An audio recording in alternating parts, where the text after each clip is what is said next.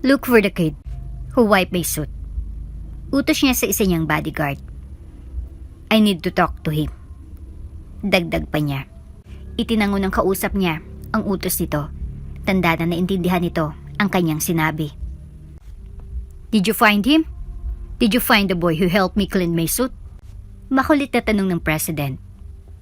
No sir, he has disappeared into thin air. Sagot ng kanyang head bodyguard na si Axel. Try to search for the kid.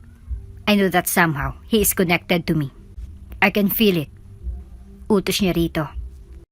Bago ka pa lang sa channel neto, ibang kwento ni Ate Jane, istorya mo, ikwento ko. Huwag kalimutang pindutin ang notification bell at subscribe button. Nahirang bilang pinakabatang presidente ng Long Wei Group of Companies, si Wang Wei. Apo ng may-ari. Na-assign ito sa Pilipinas upang bantayan ang lumalaking kalakal ng kumpanya doon. Graduate ng Business Management and Economics si Wang Wei sa Harvard. Kaya't masasabing siya ay bihasa sa pagpapatakbo ng negosyo. Good morning, Mr. Wei. Welcome to the Philippines. Bati ng kanyang sekretarya nang una itong pumasok sa kanyang opisina. Hindi sumagot si Wang Wei. Sa halipay, nginitian lang niya ito nang dumaan ito sa harapan niya. Maya't maya lang ay pinatawag niya na si Sam, ang kanyang personal assistant. Miss Sam, write me a memo calling all board members for an urgent meeting this afternoon. Utos niya rito. Sure thing, Mr. Wei. Magilo na sagot naman ni Sam. Make sure to send it immediately so they have enough time to prepare.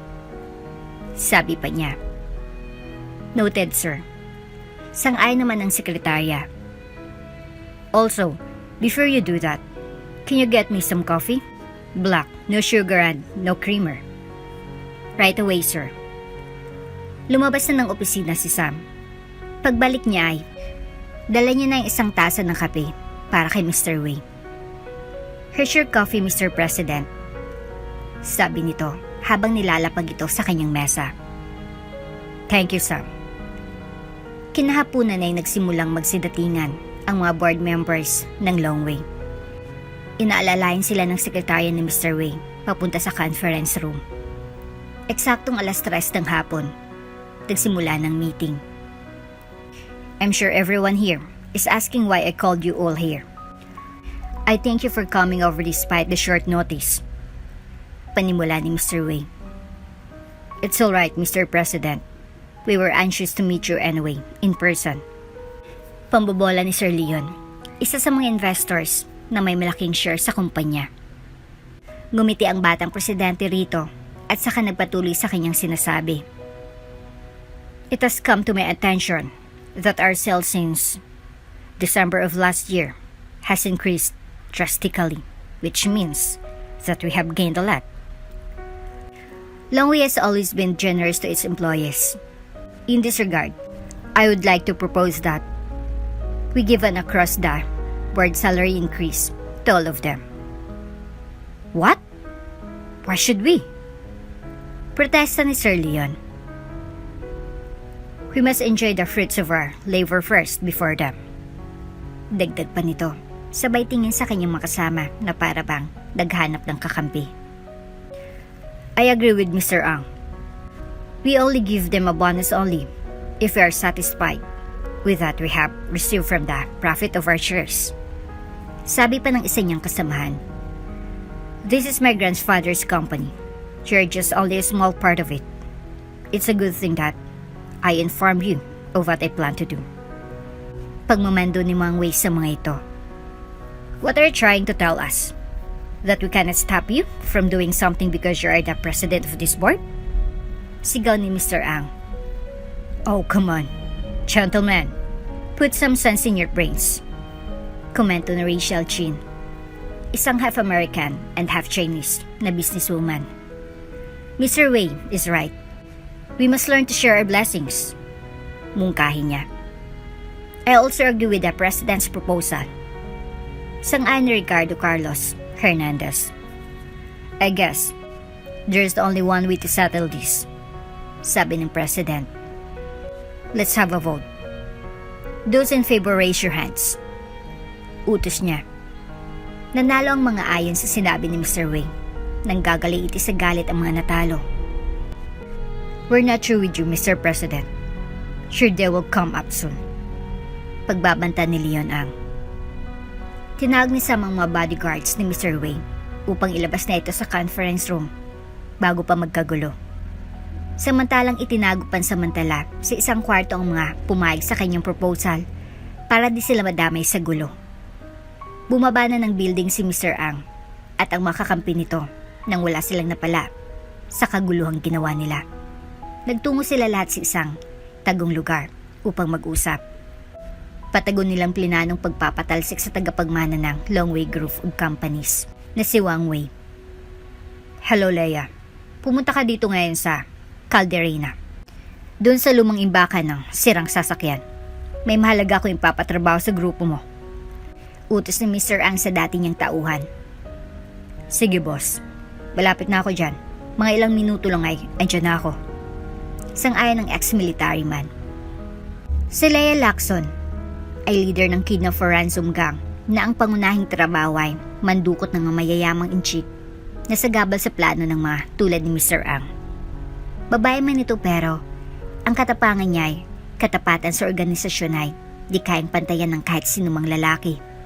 Maya't maya lang ay isang kotse nang nagpark sa isang bakanting lote na di kalayuan sa lumang opisina kung saan nagpupulong sina Mr. Ang. Gentlemen, good morning. Bati niya sa mga board members ng Longway Group of Companies. Maupo ka Leia, ito ang whiskey. Uminom ka muna. Alok ni Mr. Ang sa kanyang bisita. I'm alright sir. Let's just get down to business. Prangka niyang sabi sa leader ng grupo. Okay then. My friends and I are willing to pay ₱1 million for you to kidnap the president of the Wei Group of Companies and dispose of him. Paglalahad ng tusong board member. Bakit niyo naman gustong ipakidnap? I mean, is this purely for business o dahil may personal kayong alitan? Tanong ni Leia. You're just a mercenary. So long as we pay you well, wala kang pakialam kung ano man ang dahilan namin. Maanghang na sagot ng isa sa mga kasama ni Mr. Ang. Be careful how you answer me. I can dispose of you easily right here. Right now. Galit niyang sagot sa matabang inchik habang inuman niya ang kanyang customized na 9mm na baril sa mukha nito. Easy ka lang, Leia. Ako nang bahala sa bastos na matandang ito. Mahinaw na pag-awat ni Mr. Ang sa dalawa. So, are you accepting the job we are giving you? Pagpapatuloy na sabi ng leader ng grupo. Madali akong kausap, sir. Basta nagkasundo tayo sa presyo. Go ako. Huwag niyo lang akong oonsihin. At sinisiguro ko tiyak din ang kamatayan niyo. Pananakot ni Leia habang nakatingin ng masama sa kasagutan niya kanina. Sa palagay ko naman ay, business ang dahilan kung bakit niya siya gustong ipakidnap at ipapatay. Sabi pa niya. Ngunit sa'yo, Mr. Ang, alam ko ito ay personal. Tama ba ako? Oo, Leia, tama ka. Sagot ni Mr. Ang. Kung ganun ay, ito ang paunang bayad ng grupo. ₱250,000 yan. Ang kalahati ay ibibigay kapag matiyak na namin napatay si Mr. Wei. Paliwanag pa niya. No problem, sir. Sagot ng gang leader sa babae. Kailan niyo gustong kidnapin namin si Mr. Wei? Tanong niya. Heto ang schedule niya sa opisina at karagdagang itinerary niya. Ikaw na lang bahalang mamili kung saan niyo siya dyan kukunin. Mungkay ng gahamang inchik. Sige, pagpaplanuhan ng grupo ko ang utos niyo sa lalong madaling panahon, sir. Magaling kung ganun. Itinas ni Mr. Ang kanyang baso at sumigaw ito. Para sa kamatayan ni Mr. Wei. Kampay! Sagot naman ng kanyang mga kasamahan. Pinagmasdan lang sila ni Leia. I guess kailangan ko nang umalis, sir. Salamat rito. Pahayag niya sabay taas ng attache case na naglalaman ng pera. Naglakad ang dalaga palabas ng opisina patungo sa kanyang sasakyan. Nang makasakay na siya, ganyang pinandar ito at pinaharurot palabas ng lumang compound na yon. Loko-loko talagang mainchik na ito. Sila mismo ay naglalaban ng dahil lang sa pera. Natatawa niyang bulong sa kanyang sarili. Sa bagay, kung wala sila ay wala rin trabaho ang grupo. Sabi pa niya, ngayon ay pakakain na naman ng masarap ang mga pamilya namin sa bundok. Ang grupo ni Leia ay hindi lang mga mercenaries. Sila ay tumutulong sa mga taong itinuturing nilang pamilya sa kabundukan ng Sierra Madre. Ito ay ang mga katutubo na matagal nang nakatira roon. Habang nasa biyahe, tinawagan niya na ang kanyang kanang kamay upang magkita sila sa isang bar at mapag-usapan ang bago nilang trabaho. Luna, pumunta ka sa Blackheart Tavern. May bago tayong misyon. Sige boss, magkita na lang tayo doon. Sagot niya kay Leia. Ilang minuto ay dumating na si Luna sa tavern. Nakita niyang nakaupo sa isang sulok ng bar ang leader ng Crimson Rebels. Tahimik itong umiinom ng brandy habang naghihintay sa kanyang kanang kamay. Good evening, boss. Ano natin? Agad nitong usisa kay Leia. Umorder ka muna ng maiinom mo. Saka natin pag-usapan yung trabaho na nabanggit ko sa telepono kanina. Utos ng kanyang leader. Itanaas ni Luna ang kanyang kaliwang kamay upang hudyatan ang waitress na lumapit sa table nila. Yes, ma'am? Ano pong order nila? Malambing nitong tanong. Bigyan mo ako ng katulad ng iniinom ng kasama ko. Sabi niya habang tinuturo ang baso ni Leia. Right away, ma'am. Sagot ng waitress. Maya't maya lang ay dumating ng order ni Luna. Tinikman niya muna ang kanyang brandy bago niya ulit kinausap si Leia. Ano po pala boss ang trabaho na sinasabi niyo? Kinuha ni Leia ang brown envelope na ibinigay ni Mr. Ang kung saan naroon ang litrato ni Wang Wei. Siyang bago nating prospect na dudukutin. 1 milyon ang halaga ng ulo niya. Ibinigay na sa akin ang kalahati para masimulan na natin ang misyon. Paliwanag nito sa kausap. Tinignan ng malapit ni Luna ang litrato. Inusisa itong mabuti. Bata ba itong project natin, boss? Ngunit malakas ang dating. Sabi niya. Sinabi mo pa, siya lang naman ang president ng Wei Group of Companies.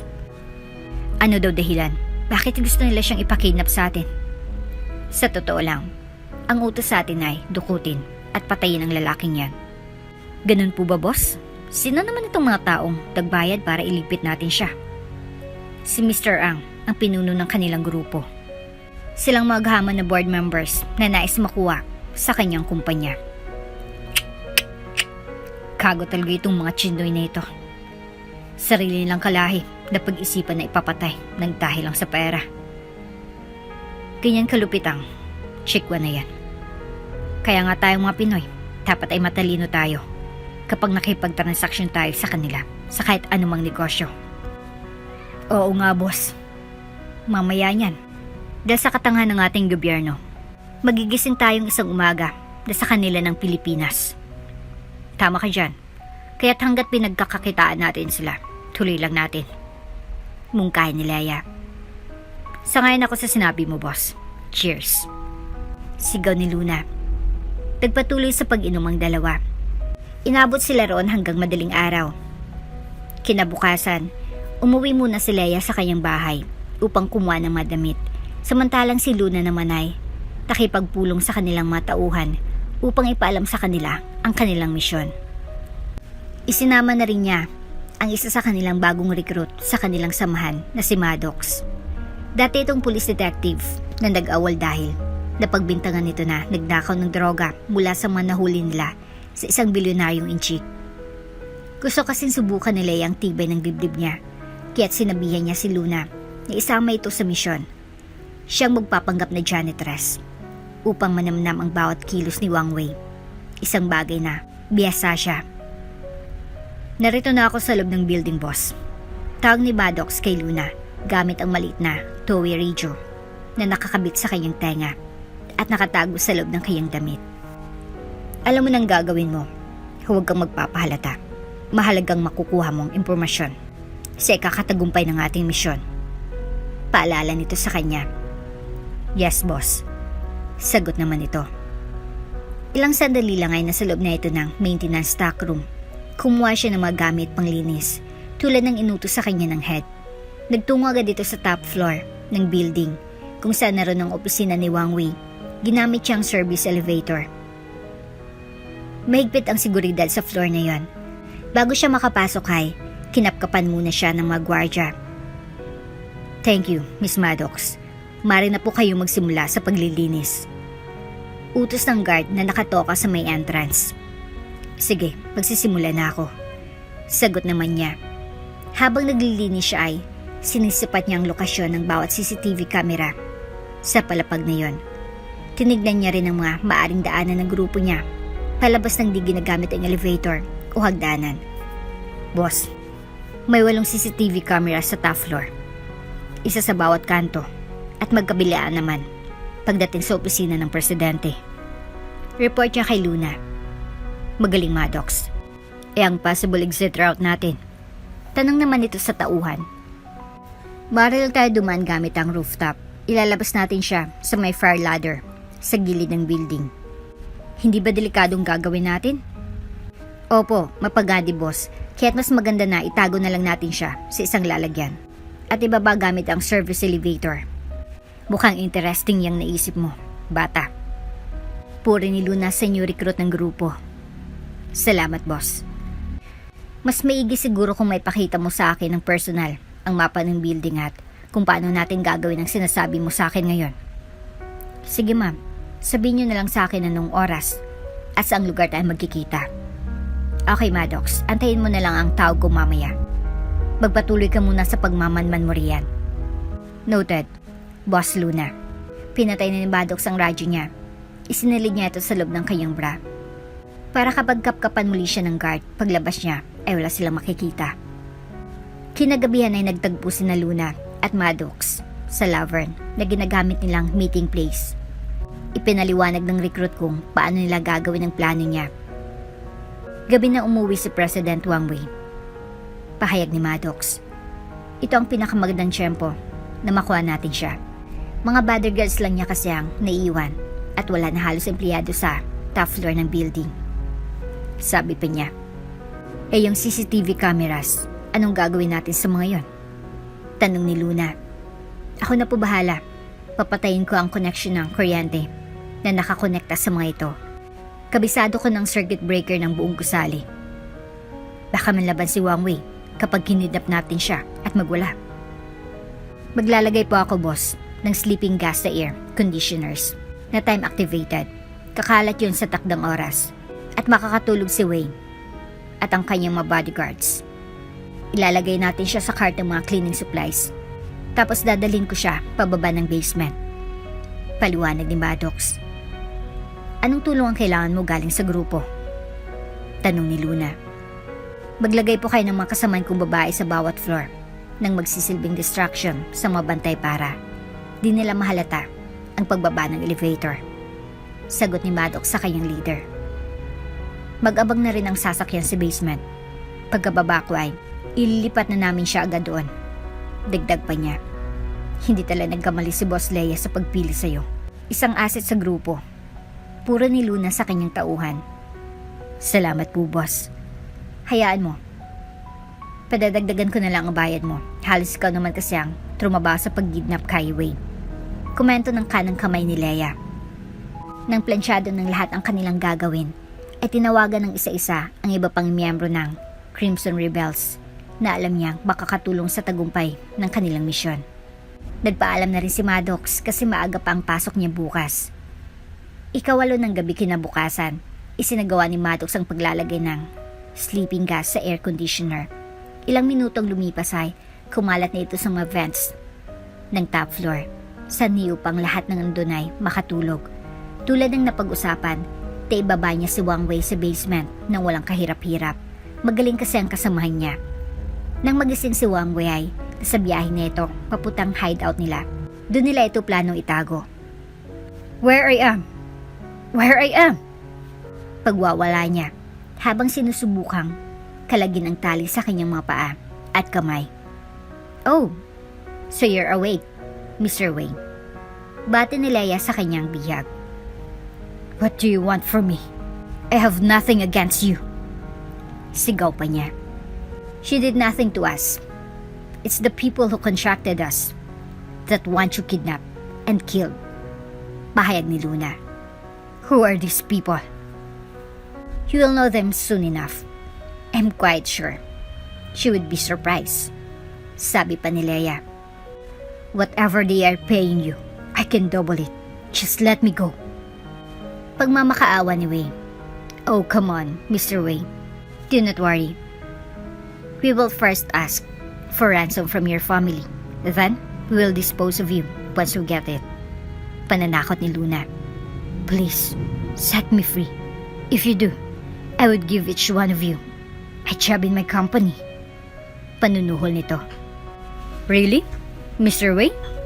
Sabad ni Mr. Ang sa usapan. You? You! Sigaw niya sa kasama niyang board member. Yes, it's me. I'm not alone though, because I have got some friends. Sabay turo niya sa iba pang kasamahan niya na unti-unting lumabas mula sa pagtatago nila sa dilim. I knew it. You are the one responsible in destroying the reputation of our company. You are also the reason why my grandfather died. That's right, Wang Wei. I killed your grandpa. Kampanting pag-amin ni Mr. Ang. I had him killed because he didn't make me a majority shareholder for the Wei group of companies. I thought that if he is died, I would ascend as the president. But he tricked me. He already made it official in his last will and testament that you would inherit his position. Sabi pa niya. Once you are dead, all of us here would be happy. The Crimson Rebels would have their money, and we would control their company. You bastard! She deserved to rot in jail. Bulyaw ni Wei sa kanyang kausap. Not yet.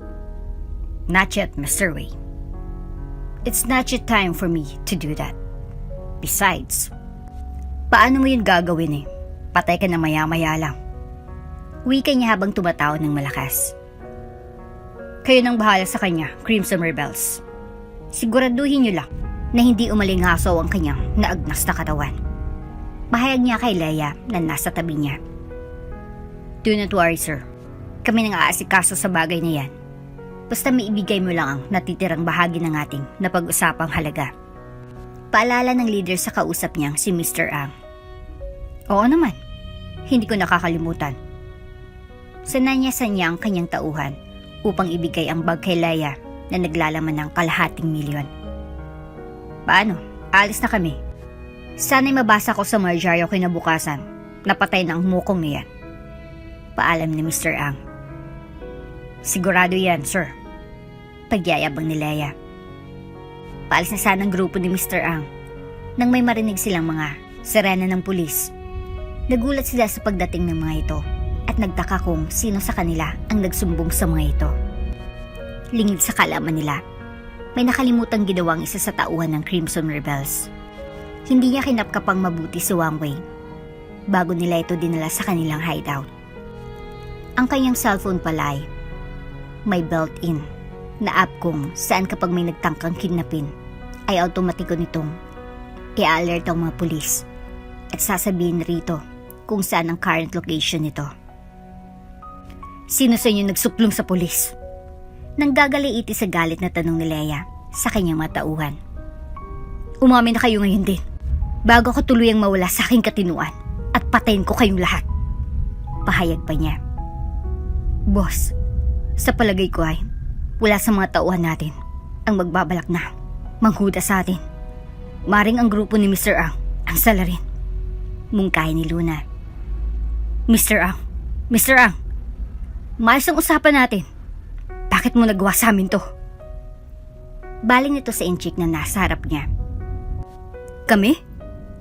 Kami pa talagang aakasuhan mo na magtatraider sa inyo? Patagal ang pinagsamahan natin. Malayo ng ating narating.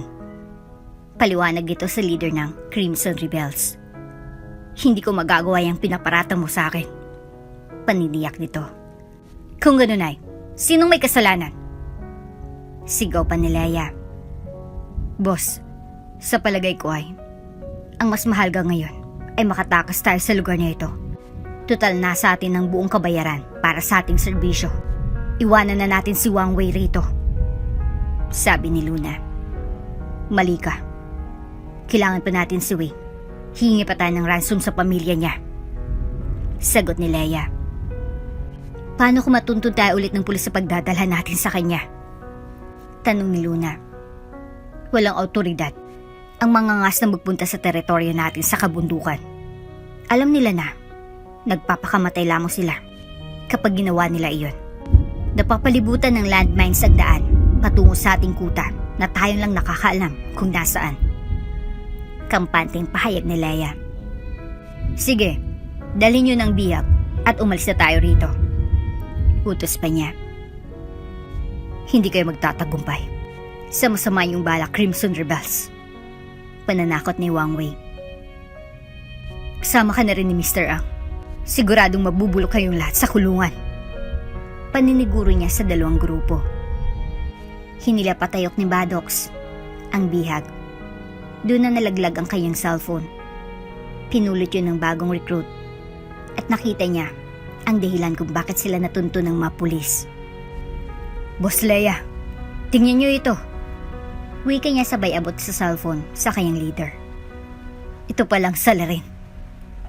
Itinapon ni Leia ang telepono sa sahig at tinapakan ito. Doon na naputol ang signal na natatanggap ng mga otoridad sa kanilang headquarters. Tara na, sa may likuran tayo dadaan. Utos ni Luna. Samantala sa may harapan lumabas ang grupo ni Mr. Ang, sanhi upang sila ay agarang matiklok ng mga pulis na tumutugis sa kanila. Itaas niyo ang inyong mga kamay. Arestado kayo lahat sa pagkidnap kay Mr. Wang Wei. Pahayag ng hepe ng pulisya gamit ang kanyang bullhorn. Walang nagawa si ng Mr. Ang kundi ang sumuko. Tangkain man nila tumakasay, wala na silang matatakbuhan. Isa-isa silang hinuli ng mga pulis at isinakay sa kanilang mga mobile cars. Halugugin niyo ang buong paligid. Sigurado ako na may kasabwat na ibang mga grupong mga ito. Utos ng hepe sa kanyang mga tauhan. Sinunod ng mga pulis ang sinabi niya, ngunit wala silang nakita kahit sino man. Kahit na si Mr. Wei, bumalik sila sa kanilang commander. Nabigong mahanap ang kanilang pakay na tao. Tinawagan ng commander ang headquarters upang makumpirma kung nasa ng mga salarin at ang bihag nilang presidente ng Wei Group of Companies. Ngunit maging sila ay walang ideya. Umuwi na lamang mga otoridad pabalik sa kanilang istasyon kasamang nahuli nilang mga suspects. Samantala, ilang daang kilometro na ang layo ng mga Crimson Rebels mula sa hideout. Ligtas na tayo. Hindi na tayo masusundan ng mga pulis rito. Sabi ni Leia sa kanyang mga tauhan. Tama ka dyan, boss. Dito ay maaari nating isagawa ang pangalawang bahagi ng ating misyon. Dagdag pa ni Luna. Boss, maulang galang na po. Kailangan pa ba nating gawin yun? Hindi pa ba sapat ang nakuha nating kabayaran mula kay Mr. Ang? Usisa ni Maddox sa dalawa. Baguhan ka pa nga sa trabahong ito, Maddox. Ika nga nila. Strike while the iron is heat. Sagot ni Leia sa dalaga. Ano pong ibig niyong sabihin? Peste ang mga inchik na yan sa ating bayan. Marami na silang inaping pamilya dahil sa maliit na pasahod nila sa kanilang mga tauhang Pinoy. Dapat lang napagkakitaan natin sila. Pahayag pa niya sa kanyang tauhan. Ganun po ba? Oo, Maddox. Kaya't huwag kang makonsensya sa ginagawa natin. Isipin mo na lang na para sa mga kababayan natin ang pera na makukuha natin mula sa inchik na ito. Hindi na muling nagsalita pa si Maddox. Binaybay ng grupong paanan ng bundok ng Sierra Madre gamit ang kanilang 4x4 na mga jeep. Nang hindi na nito kayang tarik ng lupainay, iniwan na nila ito at naglakad na lamang. Bilisan mong maglakad, Mr. Wei. Huwag kang lalampalampa. Bulyaw ni Luna sa bihag. I'm so tired. I need to drink some water. Reklamo nito. Bigyan niyo siya ng tubig. Utos ni Leia sa kanyang matauhan. Inilabas ni Maddox ang kantin niya na may lamang tubig. Ibinigay niya yun kay Mr. Wei. Salamat. Maraming salamat. Sabi nito habang uhaw na uminom ng tubig. Ngumiti na lamang ang dalaga at di na nagsalita. Takot kasi ito na mapagalitan ng kanyang leader. Mag-uumaga na nang marating nila ang kanilang kuta. Dahil nakapiring si Mr. Wei, hindi niya alam kung paano sila nakapunta sa lugar na yon. Mr. Wei, andito na tayo. Pahayag ni Luna sa bihag, sabay alis sa panyo na nakapiring rito. Where are we? Tanong ng mayamang incheck. We're on top of the mountains. This is our territory. Nobody can find you here. Tugon ni Leia. Dali ng bihag sa kanyang kulungan. Hayaan niyo muna siyang magpahinga. Utos ng leader sa kanyang matauhan. Maya't maya lang ay nasa loob na ng maliit na kulungan, yari sa kawayan ng presidente. Napagod ito kaya't humiga na lamang siya sa matigas na sahig. Umuwi na rin kayo sa inyong mga kubo, Maddox. Sumama ka sa akin. Sabi pa ng leader. Matulog muna tayo. Alam ko na pagod ka. Malaking naiambag mo sa misyon. Kaya't dadagdagan ko ang party mo. Pahayag ni Leia habang papasok sila ng kubo. Salamat, boss. Ginawa ko lang naman ang aking makakaya para mapatunayan ko sa inyo at sa aking mga kasama na hindi ako pabigat sa ating samahan. Wika ng baguhan. Ilang minutong lumipas at nakatulog na ang dalawa. Tanghali na nang magising sila kinabukasan. Pagkatapos kumain ay inilibot siya ni Leia sa kanilang kampo. Ipinakilala siya sa iba pa nilang kasamahan. Isa sa mga ito ay si Lena. Si Lena ay dati ring pulis katulad ni Maddox, kaya't duda ito nakakampingan nila ito. Subalit hinayaan lang niya na ipakilala sa kanyang dalaga. Minabuti na lang niya ang manahimik at mas lalo pang kilalanin si Maddox. Malalaman ko rin ang totoo mong kulay, bata. Ilang araw lang ang pagdadain ko at lalabas rin kung sino ka talaga. Bulong nito sa kanyang sarili. Hindi inalisan ng tingin ni Lena ang baguhan. Bagay na napansin ni Maddox habang papalayo sila ng commander sa kubo niya. Grabe namang makatitig ang babae nito. Halos subara na ako. Komento ni Maddox sa kanyang sarili. Si Lena ay katulad mo rin na dating pulis. Kasama siya sa mga nasangkot sa isang armed robbery. Ilang taon nang nakakaraan. Pagkukwento ni Leia. Sa Ninon, minabuti na lang niya ang magtago rito at sumama sa ating grupo. Sabi pa niya. Ganun po ba? Malumanay na sagot ng dalaga.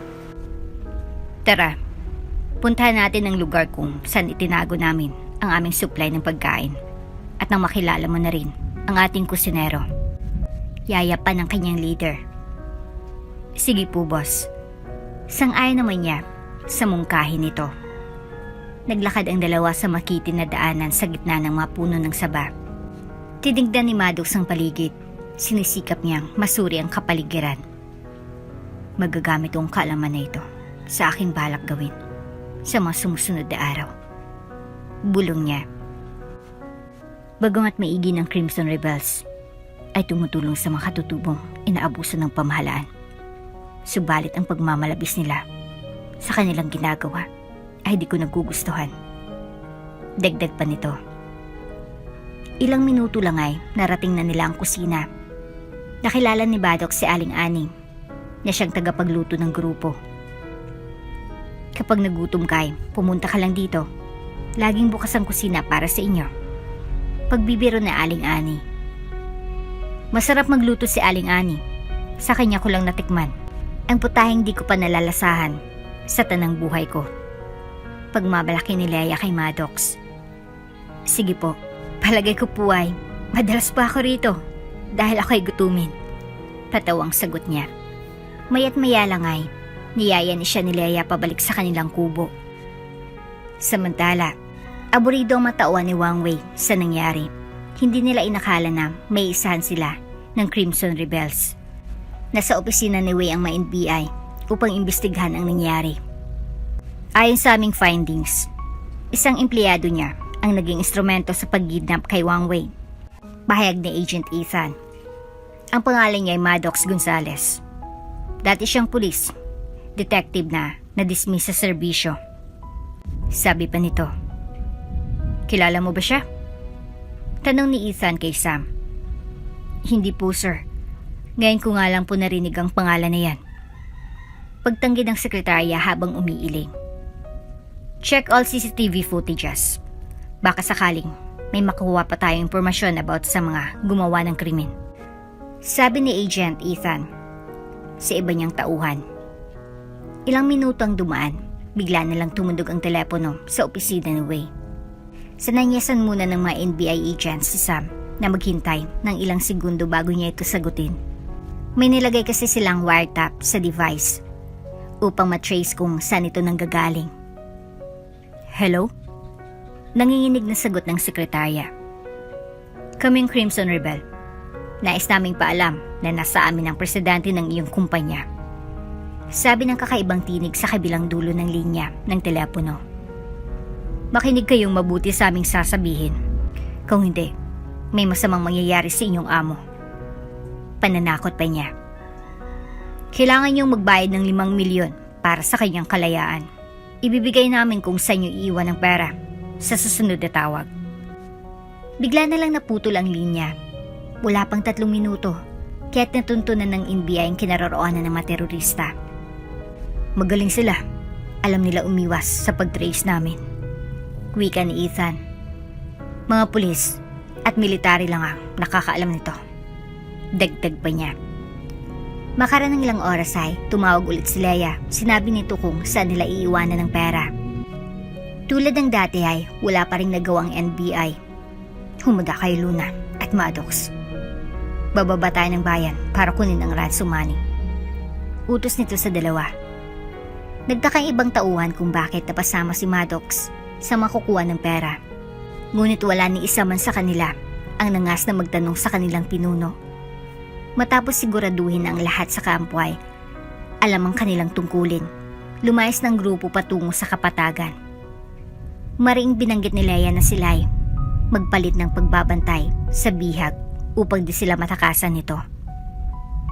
Narito na po ako sa drop-off point, sir. Ilalapag ko na ba ang bag?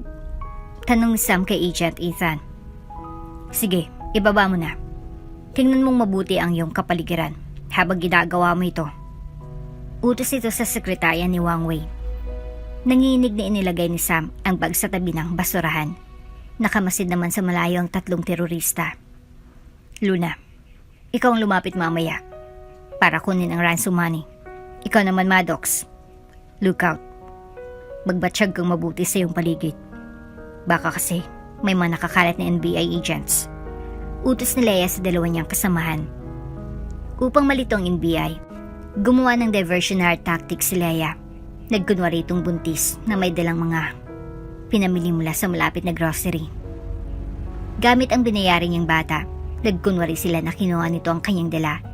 Nagpumilit ito na habulin ng bata, subalit nadapa siya at di niya kinaya. Doon na nagsilabasan ng 2 agents na agad namang tumulong sa kanya sa paghabol sa bata. Okay ka lang ba, ma'am? Tanong ng isa sa kanila, sabay alalay sa kanya sa pagtayo. Habulin niyo yung bata. Pagkain din po kasi namin yun ng anak ko. Pakiusap niya sa mga agents.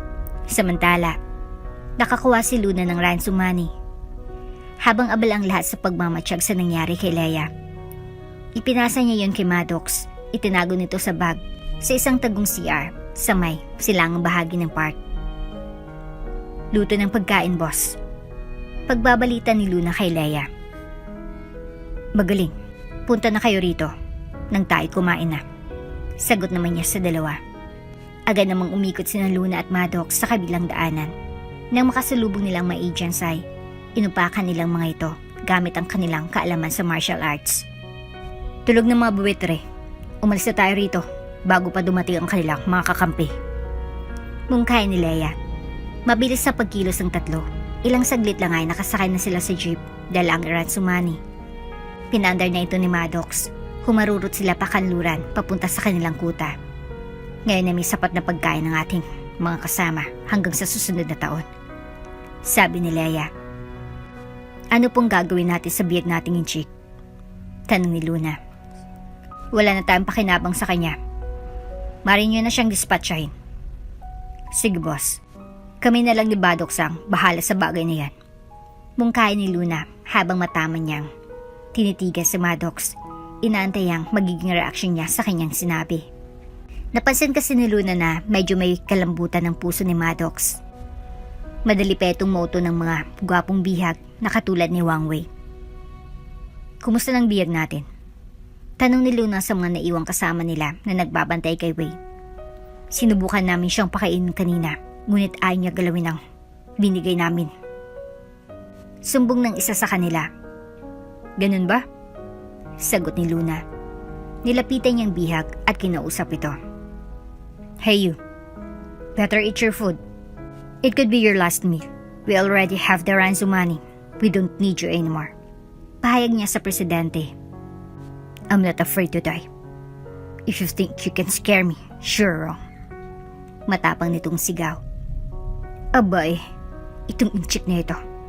Akala niya ata, di namin siya tutuluyan. Bulong niya sa sarili. Good, at least it would be easy for us to kill you. Inis na pahayag niya. Bantayin niyo siyang mabuti. Bukas na bukas ay sisentansyahan ko na yan. Bili niya sa mga gwardya niya. Lingid sa kalaman ni Luna. Narinig lahat ni Maddox ang pag-uusap nila. Malapit na pala siyang patayin. Hindi ko inakala na gagawin agad ni Luna ang sinabi ni boss. Wika niya sa kanyang sarili. Kailangan ko ng kumilos bago pa mahuli ang lahat. Sabi pa niya. Ganun na nga ang ginawa ni Maddox. Nang matansya niya na tulog ng mabantay ni Wang Wei, pilit niyang binuksan ang kulungan nito.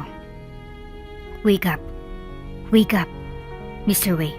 I'm going to get you out of here. Sabi ni Maddox sa mahinang boses. Alright, I understand. But before we go, can I ask you why you are doing this? Tanong ng bilyonaryong inchik. Let's talk about that later. Ang mahalaga ay makaalis na tayo agad sa lugar na ito bago pa magising ang mga kasamahan ko. Sagot ni Maddox. Ilang sandali lang ay akay-akay na ng dalagang inchik. Mahinang pangangatawan nito kaya't kinailangan na akayin siya ni Maddox. Dahil mabagal silang kumilos ay napansin sila ng mga tauhan na rumoronda sa paligid. Tigil! Huwag kang kikilos! Sigaw ng isa sa mga ito. Mabilis na nag-isip ang dalaga. Binunot niyang punyal sa kanyang boots at ibinato yun sa kanyang kaaway. Tinamaan niya ito sa dibdib, sa niyupang makalabit niyang gatilyo ng baril na hawak niya. Umalingaw ang putok nito sa tahimik na paligid. Anong putok na yun? Gulat na tanong ni Leia sa kanyang kanang kamay. Aalamin ko saglit, boss. Pahayag naman ni Luna. Lumapit ito sa pinanggalingan ng tunog. Tinanong niya ang matauhan nilang naroon. Si Maddox, ma'am. Ang bago nating recruit. Nakita namin siyang itinakas ng bihag. Sumbong ng bantay. Inutil. Mga inutil talaga kayo. Mantikan mo? Naisahan kayo ng isang baguhan? Galit na sigaw nito. Habulin niyo sila. Tugisin niyo. Huwag kayong titigil hanggat di niyo sila nahuli. Utos ni Luna. Oops, may break muna. Gusto mo ba ma-shoutout dito sa channel ni Ate Jane? Mag-comment lang ng lesson you learned from the latest story uploaded. Dahil pipili kami ng isang best comment of the day para i-shoutout sa susunod na upload. Kaya huwag kalimutang mag-iwan ng lesson you learned after you watch this video. Maraming salamat! Mabilis na kumilos ang mga pinagsabihang tauhan. Agad silang nagtungo sa direksyon kung saan huli nilang namataan si Maddox at Wei. Maddox, you've got to move a bit faster. Otherwise, they would be able to catch us. Pagmamakaawa ni Mr. Wei. I'm moving as quick as I can. My legs are hurting. Sagot nito sa kanya. Doon lang napansin ang sugat sa kanang paa nito. Aksidente pala siyang tinamaan kanina nang nakapagpaputok ng baril ang miyembro ng Crimson Rebels na napatay niya. Here, hold this for me. Shoot at any that moves. I will try to do something about your wound. Bili nito. Tinukot ni Mr. Wei ang pulang panyo na may board ang pangalan niya sa kanyang bulsa. Itinali niya yun sa taas at baba ng sugat ni Maddox upang maampat ang tumutulong dugo. Come, let's continue walking. We need to find a safe place to hide. This will keep them off our track. Mungkay niya sa inchik. Great idea. Just lead the way and I will follow you. Sang-ayon naman ito. Tila sinasapian ng swerte si Maddox ng gabing yon. Sa di kalayuan kasi ay may natanaw siyang anino na tila hugis kubo. Let's go over there. I think that is a hat. Mungkay ng dalaga. Sabay turo sa kanyang nakita. Dahan-dahang naglakad sa dilim papunta sa kinaroroonan ng kubo. Pagdating doon ay agad na naghagilap ng masisindihang ilaw si Maddox. Miga ka muna rito, Mr. Wei. Well, I'll stand watch. May 5 oras pa tayo bagong bukang liwayway. Paliwanag niya sa kasama. Kabisado niyang galawan ng mga dating pulis na katulad niya. Hindi basta sumusugod ang mga ito, lalo at masyadong madilim. Kaya't kampante siya na walang susugod ng mga kalaban sa mga oras na yon. Grabe na rin ang pagod na nararamdaman niya, ngunit kailangan niya itong labanan, alang-alang sa kaligtasan nila. Napansin niyo ni Wei. Come over here and sit beside me. She need to rest too. Mungkay niya rito. I can see that you are exhausted. Hindi na nakatanggi pa si Maddox. Umupo na ito sa tabi ni Wei. Subalit dahil sa sobrang pagod ay bigla itong natumba sa tabi niya. Mabuti na lang at nasalo siya ng gwapong bilyonaryo. Nagtamang kanilang paningin. Ang nararamdaman ni Maddox para sa binata na matagal niya nang pinipigilan ay bigla na lang umusbong at siyang nagpahina sa kanya ng mga oras na yon. Mas lalo lang nang ilapit ni Wang Wei ang mga labi nito sa labi niyang nananabik sa halik niya. Naganap ang hindi dapat sa pagitan ng dalawa. Nagsanib ang katawan nila upang pagsaluhan ng tamis ng sandaling yon. Nakailang ulit sila bago hinihingal na humiga sa papag ng kubo. Kapwa hubad at mababanag ang kaligayahan sa kanilang mga mukha. Sana'y walang sinumang makakaalam sa nangyari sa atin. Makakasira kasi yun sa pangalan ko bilang babae. Pakiusap ng ex-police detective. So you're a conservative lady? Pabirong tanong ni Wei. Yes, I am. That's the way I was brought up. Paliwanag nito.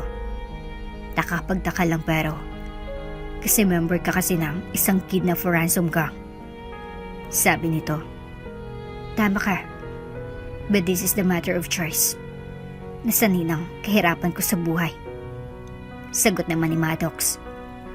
Anyway, she didn't have to worry about anything. Wala ibang nakakaalam sa nangyari sa ating dalawa. Paniniguro niya. Sumisikat ang araw sa silangang bahagi ng Sierra Madre nang magpasya silang magpatuloy sa kanilang paglalakbay. Kaya mo na ba, Mr. Wei? Nag-aalalang usisa ng dalaga. Yes, I'm alright. How many kilometers we're going down to slopes? 1 kilometro na lang mahigit. Kaya ko pang lakarin yan. Makalipas ang kalahating oras pa, halos sa paanan na ng bundok sina Maddox at Wang Wei. Habulin yung dalawang yun. Alam kong pagod si Wei, kaya't hindi sila makakalayo agad. Utos si Leia sa kanyang matauhan. Maghiwa-hiwalay tayo. Sumama sa akin ng iba. Kayo naman, sa may sagingan kayo dumaan. Palibutan natin sila. Mungkay ni Luna. Maliwanag na, kaya naglakas na sila ng loob na tugisin ng dalaga. At ang presidente ng Wei Group of Companies. Tamang hinuha ni Maddox. Takot sila ng patambagan sa dilim. Gamitin na lang natin itong jeep. Mas mapapabilis ang pagtakas natin. Sabi ng babaeng detective. That's a great idea. I'll be driving. Sagot naman ni Wei. Are you certain na kaya mo na? Paniniguro ni Maddox sa kalagayan ng kasamang lalaki. Yes, I am sure. Mariing sagot ni Wei sa dalaga. Ilang oras nang nakaalis ang 2 taong tinutugis nang dumating ang grupo ni Luna. Kasunod ang isa pang pangkat na sa kabilang daanan ng tinahak. Wala na sila. Wala na rin ang isang jeep natin. Tinangay nila ito. Nang gagalaitig ng sigaw ni Luna. Magbabayad sila. Magbabayad sila. Bulyaw pa niya na umalingaw-ngaw sa buong kabundukan. Nagpasya silang bumalik sa kuta upang bumuo ng bagong istrahiya para sa paghanap kina Maddox at Wei. Malapit na tayo, Maddox. Natatanong ko ng tutok ng gusali ng Long Wei Company. Bulong na Wei habang pilit niyang ginigising kasama nito. Sir? Usisa nito sa malumanay na boses. Sabi ko ilang metro na lang ay nasa gusali na tayo ng Way Group of Companies. Pag-uulit nito, okay po. Gulat na sagot niya sa presidente. Mr. Way, siguro panahon na para itanong ko sa inyo ito. Yaman din lang na malapit na tayo sa inyong gusali. Sabi ng dalaga. Anong nais mong malaman? Tanong naman ni Way habang abala itong nagmamaneho. Isusuplong niyo po ba ako sa NBI? Walang takot na tugon niya. Kung inakala mo na ipapahama kita, hindi ko gagawin yun. Bagkusay, sasabihin ko sa kanila na ikaw ang nagligtas sa akin. Paglilinaw ng binata. Salamat kung ganun, sir. Tatanawin ko itong malaking utang na loob sa inyo. Pahayag naman ni Maddox. Aalokin nga sana kita na magtrabaho na lamang sa kumpanya ko. Junay, kung papayag ka. What kind of work could it be? One of my secret bodyguards. Someone that the public doesn't know, but is always around to protect me. That's quite interesting, sir. So ibig niyong sabihin, nakadisguise po ako? Yes, and only me at mga empleyado ko na pinagkakatiwalaan kong makakaalam ng true identity mo. Pagdating nila sa kanyang opisina ay tinupad ni Way ang kanyang pangako. Hiniling niya na huwag idamay si Maddox sapagkat siyang responsable sa pagkakaligtas nito. Agad naman siyang pinaniwalaan ng NBI dahil sa ibinigay ng mahalagang impormasyon ni Maddox. Natukoy ng magkasanib na pwersa ng NBI, PNP at Army ang hideout ng grupo bago pa man nila mapaggantihan ng dalaga. Tanlaban sila nung una, subalit ng marami sa kanila ang nalagasay. Pinangunahan na ni Leia at Luna ang pagsuko sa otoridad. Sabi ko sa inyo, traitor yang si Maddox. Alam ko na siyang pangunahing dahilan kung bakit natuntun tayo dito sa ating kuta. Paninisi ni Lena. Oo na, nagkamali ako sa pagdala sa kanya rito. Kung alam ko lang naghagawin niya ito ay, nung una pa lang, pinatay ko na siya. Sang-ayon naman ni Luna. Tumigil na kayong dalawa, lahat tayo ay nalinlang ni Maddox. Nanggagalaitin na sagot ni Leia. Dinala ng raiding team ang 310 nilang mga kasamahan sa Correctional Facility for Women. Doon sila mag-aantay ng araw ng kanilang paglilitis. Makaranang lang buwan ay hinatulan ng 3 ng panghabang buhay na pagkabilanggo. Samantala si Maddox naman ay nanatiling janitress. Hindi nagtagal, nagpaalam ito kay Wang Wei na uuwi muna sa kanilang probinsya. Ang sinabi niyang dahilan ay bibisitahin niya ang kanyang ina. Buntis ako. Ayaw ko na masirang pangalan niya kapag nalaman ng business community na ina ako ng anak niya. Kaya't mas makabubuti pang magpakalayo ako. Bulong nito sa kanyang sarili. Kaya ko namang palakihig mag-isang bata. May sapat naman akong naipon mula sa party ko sa mga ginawa kong misyon para sa Crimson Rebels. Sabi pa nito. Ilang buwan nang lumipas ay walang Maddox na nagbalik. Sinubukan siyang tawagan ni Wei pero hindi niya ito makontak. Tuluyan nang naputol ang komunikasyon nilang dalawa. Nawala na rin ang interes si Wei na hanapin pa siya. It seems that she doesn't want me in her life anymore. So it's time for me to move on and just focus in running the companies I inherited from my grandfather. Bulong niya sa sarili habang umiinom ito ng alak sa sarili niyang bar sa bahay. Duman ng mga taon. Malaki ng pinagbago ng Lowey Industrial Company. Subalit gaano man kagandang hangarin ni Wang Wei para sa kanyang kumpanya, may mga ani pa rin ang pilit na sumisira sa kanyang mga plano. Makiba ka! Makiba ka! Huwag matakot! Sigaw ng Mang Rogelio, union leader ng mga factory workers ng Longwy Industrial Company Limited, ang nangungunang kumpanya sa paggawa ng mga spare parts ng kotse. Ibigay niyo na lang ang dagdag umento sa sahod namin. Pahayag pa niya. Kasalukuyang nagproprotesta ang mga trabahador dahil hindi ibinibigay ng kumpanya ang pinangako ng management sa kanila noong nakaraang taon pa. Humigit kumulang 50 katao ang nasa harap ng office building ng naturang kumpanya na nasa business district ng Makati. Hindi porket mga Pilipino kami ay madali para sa inyong lokohin kami. Bulyaw ng isang kasama ni Mang Rogelio. Tama. Tandaan nyo na nasa bayan namin kayo. Dapat ay sumusunod kayo sa batas namin. Dagdag pa ng isang matandang lalaki na kasama rin sa union. Nagkalat ang mga reporters sa harap ng building. Narito po tayo ngayon sa isang malaking kaganapan sa office building ng Longway Group of Companies. Kasama ko po sa tabi ko upang kapanayamin ng leader ng union na si Mang Rogelio. Pagbabalita ng isang news reporter. Bakit po kayo nagpoprotesta, Mang Rogelio? Tanong nito sa leader. Paano po ang mga inchik na yan? Ubod sila ng mga sinungaling. Noong Pasko sa nakaraang taon, lahat kami pinangakuan ng salary increase at bonus basta lang tapusin namin ang orders ng factory bago matapos ang taon. Kwento niya. Ganun po ba? Usisa ng TV reporter. Yes, ma'am.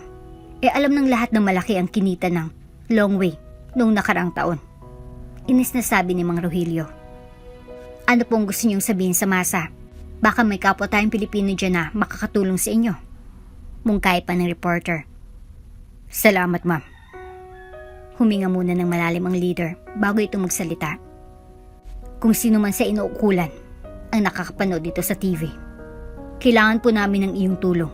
Ngayon niyo po ipakita na tamang desisyon ng taong bayan na iulok kayo sa pwesto. Sabi nito. Habang ini-interview si Mang Rogelio, dumating na sakay ng kanyang limousine ang presidente ng kumpanya ng si Wang Wei, na apo mismo ng matanda na nagtayo ng Longway sa China. Mga kaibigan, atin po munang putulin ang pakipagpanayam kay Mang Rogelio. Dumating na kasi si President Wei. Sabi ng TV reporter na agad na inutusan ang kanyang kameraman na kunan ng shot ang inchik na binata. Mabuting dumating ka na, Mr. Wei. Marami ka ng katanungan na dapat sagutin. Bulyaw ng union leader dito. Tinignan lamang siya ng binata habang dumadaan ito sa kanyang harapan. Mr. Wei, can I have a short statement coming from you regarding this labor strike? Tanong ng babaeng reporter. I will only say something when my lawyer is around. A press conference is going to be held upstairs about this issue. May niyang pahayag. Matapos magsalita ay sinamahan niya siya ng kanyang mga bodyguard papasok sa building. Nang paket niya siya ng entrance, ay may biglang nambato sa kanya ng itlog na tumama sa kanyang mamahaling suit. Tinakpan siya agad ng mga bodyguards. Mga kaibigan, isang tao ang bigla nilang nambato ng bulok na itlog sa president ng Longway at tinamaan ng kanyang suit na Amerikana. Paglalahad ng reporter. Kasalukuyang hinahanap ang nambato ng mga bodyguards ni Mr. Wei. Sabi pa niya, dahil abala sa ginagawa ang mga gwardiya niya ay wala sa kanilang nakapansin sa isang binatang lalaki na lumapit sa president gamit ang isang pulang panyo. Pinunasan nito ang mansya sa Amerikana nito. Nabigla si Wang Wei. Hindi niya nakuha ang pagkakailanlan ng bata sapagkat pagkatapos siyang gawin yun ay naglaho na lang parang bula ang bata sa kumpul ng mga tao. Look for the kid who wiped my suit. Utos niya sa isa niyang bodyguard. I need to talk to him. Dagdag pa niya. Itinango ng kausap niya ang ulo nito. Tanda na naintindihan nito ang kanyang sinabi. Agad na kumalat ang mga bodyguard sa gitna ng mga taong naroon upang hanapin ang bata. Ngunit ilang minuto lang ang nakakaraan ay bigo silang hanapin ito. Did you find him? Did you find the boy who helped clean my suit? Makulit na tanong ng president. No, sir. He has disappeared into thin air. Sagot ng kanyang head bodyguard na si Axel. Try to search for the kid. I know that somehow he is connected to me. I can feel it. Utos niya rito. Noted, Mr. Wei. I and my men, we will do our best to locate the kid. Sagot ng bodyguard. Habang naglalakad si Axel, nung hapon na yun ay may napansin siyang janitress na naglilinis sa isang palapag ng gusali. Sa malayo, napansin niya na tila kamukha siya ni Maddox, kaya agad niya itong nilapitan upang matiyak kung siya nga. Maddox? Ikaw ba yan? Sigaw ni Axel.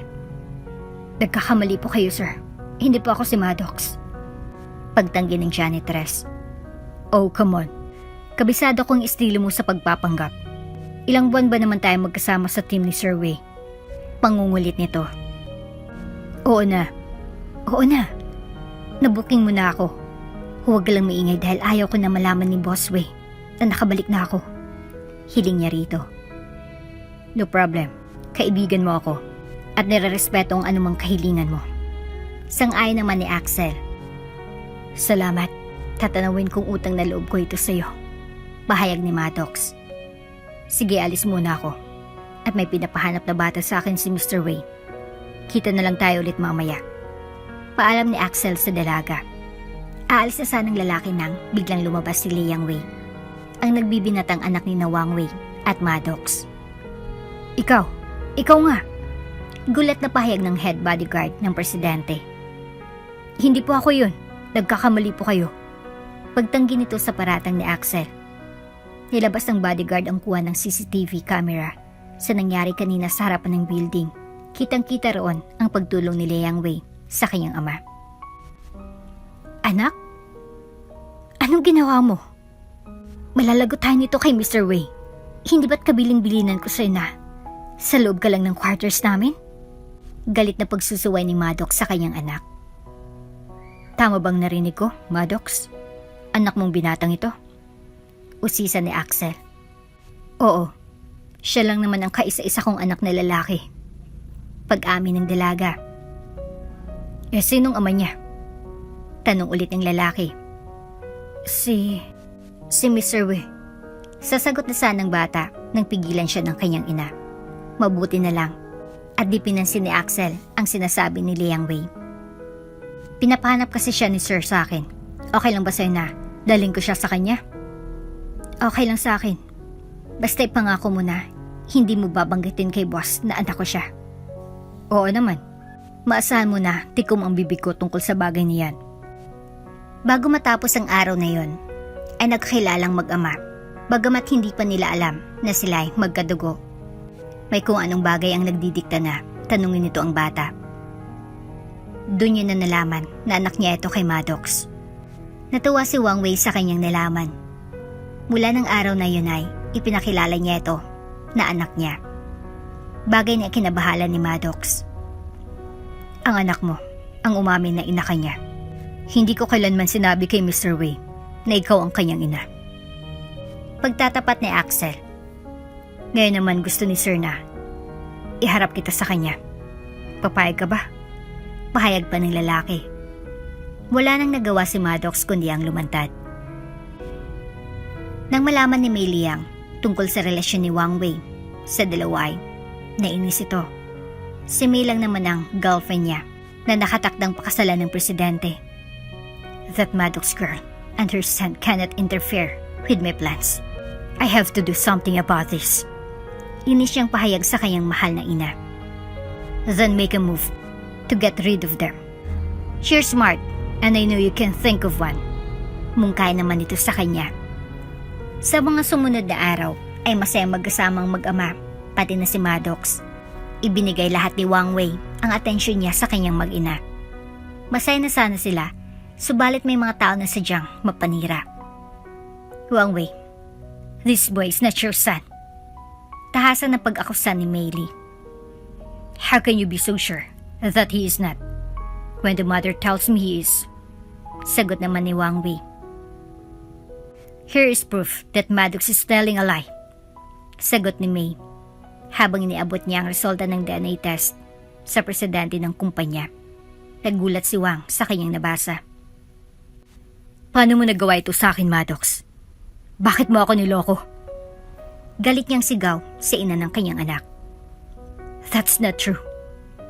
That document is fake. Liang Wei is your son. Pangumbinsi niya kay Wei. I don't believe you. You and your son must leave this office. I don't want to see you again. Pagtaboy niya sa mga ito, nilisan na lamang ng mag-inang gusali. Matapos nang nangyari, naghanap na lang ng ibang mapagkikitaan si Maddox upang mabuhay niya lamang ang kanyang anak.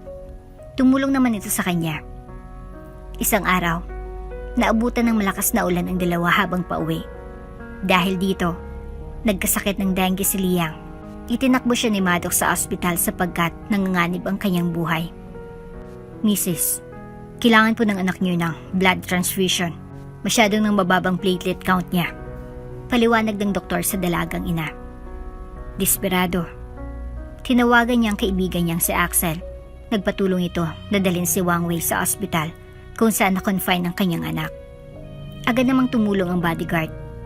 Nang isang gabing pauwi na sila, nilagyan niya ng pampatulog ang air conditioner ng sasakyan, sanhi upang mawala ng malay ang kanyang boss. Nagising na lamang ito na nakahiga sa hospital bed at kinukuhanan siya ng dugo. "What did you do to me?" Pagwawala niya. "Sir, your son needs your blood. You're the only one who can save his life." Pagtatapat ni Axel.